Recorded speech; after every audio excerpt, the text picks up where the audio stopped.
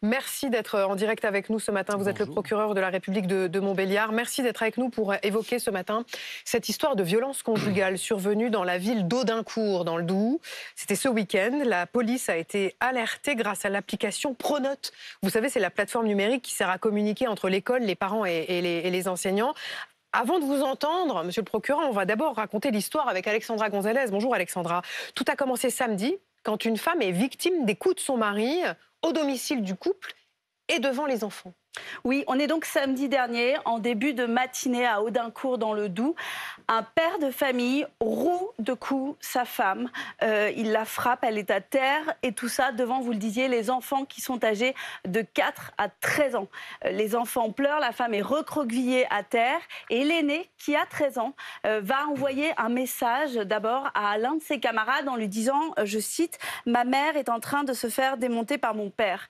Ce camarade en question va avoir l'incroyable présence d'esprit d'aller sur sa plateforme Pronote et d'envoyer un message à sa chef d'établissement, la proviseure du collège, pour lui expliquer la situation. Et alors qu'on est samedi et qu'on est en plein week-end, eh bien cette proviseure va avoir cette notification et va immédiatement appeler le 17, prévenir la police. Les policiers arrivent très rapidement sur place et en réalité en parallèle, en même temps, l'adolescent de 13 ans avait également prévenu les pompiers, donc tout le monde se retrouve sur place et peut intervenir, sauver les enfants, sauver la maman.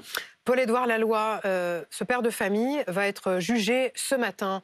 Quel est son profil et que risque-t-il aujourd'hui ? Alors dès cet après-midi en comparution immédiate, un profil de père de famille, j'allais dire classique, une famille on ne peut plus ordinaire, un couple marié depuis une quinzaine d'années, 3 enfants, aucun antécédent judiciaire ni du côté de monsieur, ni aucune difficulté signalée par madame. Et pour autant, effectivement, j'ai fait le choix d'une réponse particulièrement ferme et rapide en le faisant déférer hier à l'issue de sa garde à vue. Et donc il sera jugé cet après-midi selon le régime de la comparution immédiate. Il risque 5 ans d'emprisonnement. Vous avez pris une autre décision, monsieur le procureur. Vous avez décidé d'engager des poursuites judiciaires contre le père parce que la mère a refusé de porter plainte.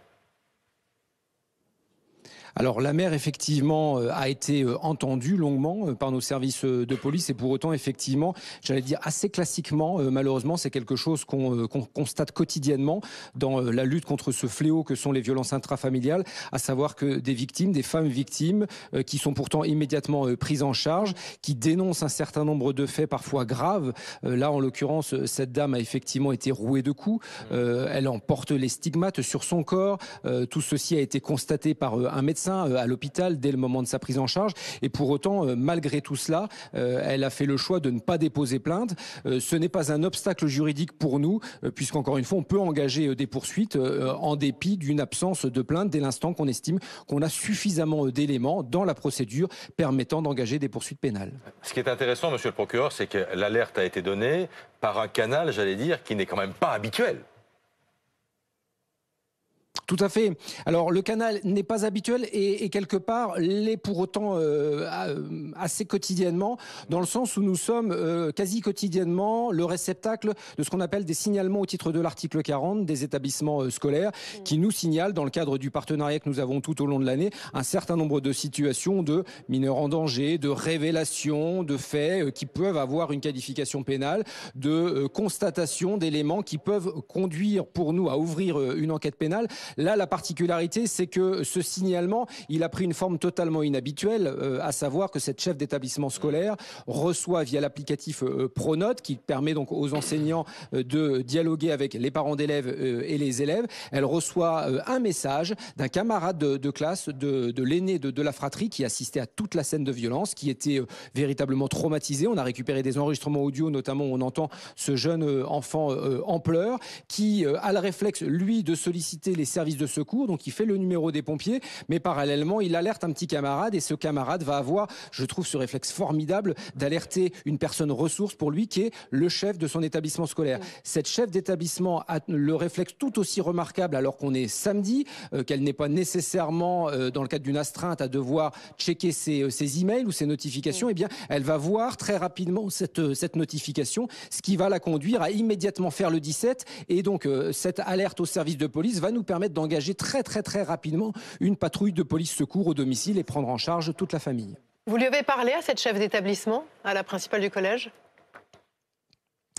Non, je ne l'ai pas encore contactée. La chef d'établissement, je pense, elle est dans l'analyse, l'établissement scolaire qui a déjà pu avoir à gérer un certain nombre de situations complexes est évidemment épaulé par l'inspection académique. Il y a aussi tout un volet pour l'établissement scolaire qui consiste à prendre en charge de manière parfaitement sécure les enfants et notamment l'aîné de la fratrie qui est scolarisé dans cet établissement. Donc il appartient d'abord à l'établissement scolaire de mettre tout cela en œuvre. C'est toute une chaîne qui se met en route dès l'instant qu'on a une situation de violence intrafamiliale qui a une incidence sur la scolarisation d'un ou plusieurs enfants. Je rappellerai un élément très important, c'est que dans une scène de la sorte, qui est malheureusement quelque chose de classique qu'on déplore quotidiennement, les enfants sont tout autant victimes que la personne directement victime des coups. En l'occurrence, cette mère de famille qui subit les coups de son conjoint après une crise de jalousie générée en début de matinée par celui-ci, eh bien, les coups sont portés au vu et au su des enfants, et notamment des enfants les plus âgés qui prennent ça de plein fouet. C'est la raison pour laquelle le législateur a permis de créer une circonstance aggravante liée à la présence de mineurs. Et j'ai retenu donc une infraction de violence en présence de mineurs permettant de retenir comme victime à la fois la maman, mais également les 3 enfants de la fratrie. Merci infiniment pour votre témoignage, monsieur le procureur. Et on espère que votre témoignage éveillera peut-être les consciences et permettra de lever un peu plus le tabou sur ces violences intrafamiliales. Merci d'avoir été en direct avec nous ce matin